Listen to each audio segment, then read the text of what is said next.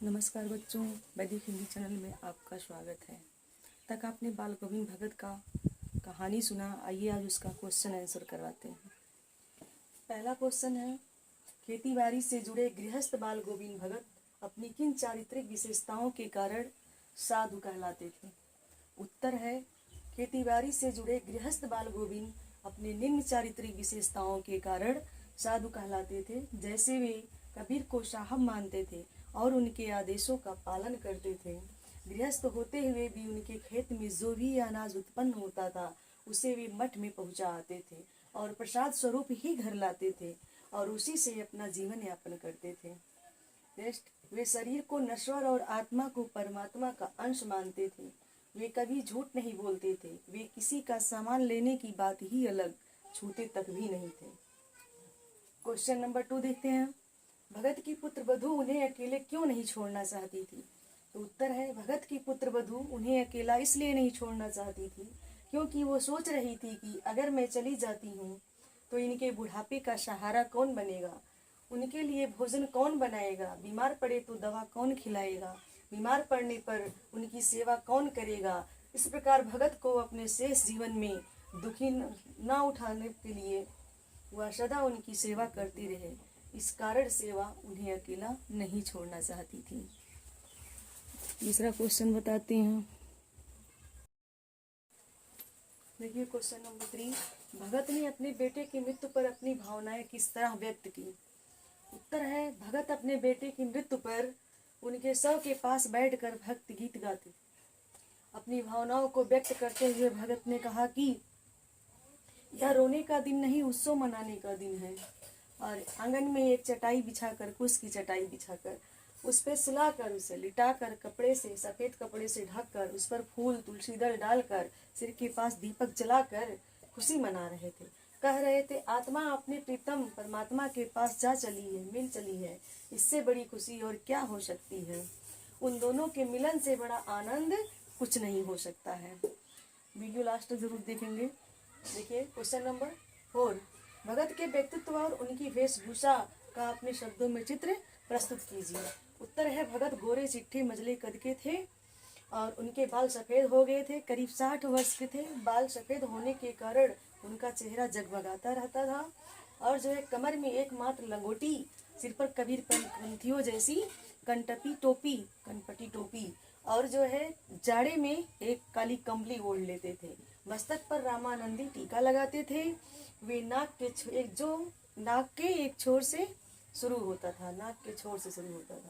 ऊपर से साधु दिखाई देने वाले भगत खेती बाड़ी करते थे, परंतु उनका व्यवहार अच्छा व पवित्र था। नेक्स्ट क्वेश्चन देखते हैं। नेक्स्ट क्वेश्चन है, बाल गोविंद भगत का दिनचर्या लोगों के अचरज का कारण क्यों थी। उत्तर है, बाल गोविंद भगत की दिनचर्या लोगों का अचरज का कारण इसलिए थी क्योंकि वे जीवन के सिद्धांतों और आदर्शों का गहराई से पालन करते थे। उदाहरण के लिए, जैसे किसी का भी चीज न लेना, अपने घर पे ही खाना खाना, चाहे जितना भी दिन हो जाए। यहाँ तक कि शौच के लिए भी अपने खेत में ही बैठते थे। यह देखकर लोगों को आश्चर्य होता था। क्वेश्चन नंबर 6, पाठ के आधार पर बाल गोविंद भगत के गायन की विशेषताएं लिखिए। उत्तर है, पाठ के आधार पर बाल गोविंद भगत की निम्न विशेषताएं हैं। गर्मी की उमस भरी शाम में आंगन में अपनी दिनचर्या के अनुसार गायन करना, भावभक्ति में थकान महसूस न करना। इसे भगत के गायन में एक निश्चित ताल व गति थी। भगत की स्वरों की तरंग लोगों के मन को तारों की तरह झंकृत करती थी। ऐसा लगता था जैसे संगीत में डूबा हुआ उनका एक एक शब्द स्वर्ग की ओर जा रहा हो। देखते हैं, भगत का संगीत सुनकर लोग उसी लय व ताल के अनुसार अपने काम में मस्त हो जाते थे। नेक्स्ट 2 और बचा है। क्वेश्चन नंबर 7, कुछ मार्मिक प्रसंगों के आधार पर यह दिखाई देता है कि बाल गोविंद भगत प्रचलित सामाजिक मान्यताओं को नहीं मानते थे। पाठ के आधार पर उन प्रसंगों का उल्लेख कीजिए। उत्तर है, कुछ ऐसी मार्मिक प्रसंग है जिसके आधार पर यह कहा जा सकता है कि बाल गोविंद भगत सामाजिक मान्यताओं को नहीं मानते थे।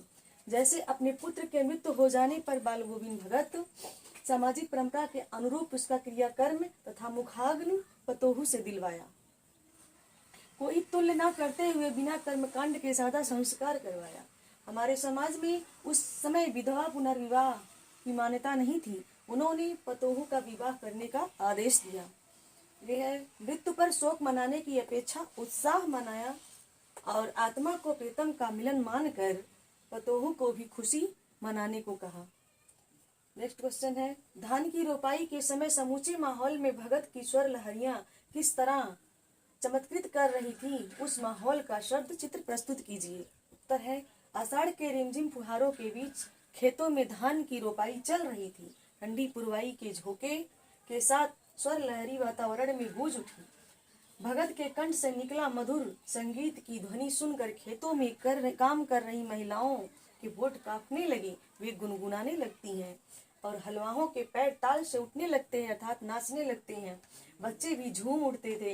इस प्रकार बाल गोविंद भगत का संगीत पूरे वातावरण में छा गया। उम्मीद करती हूँ कि आपको वीडियो पसंद आया होगा। यदि मेरे चैनल पर पहली बार हैं, नए हैं, तो वीडियो को सब्सक्राइब कीजिए, लाइक कीजिए एंड शेयर कीजिए।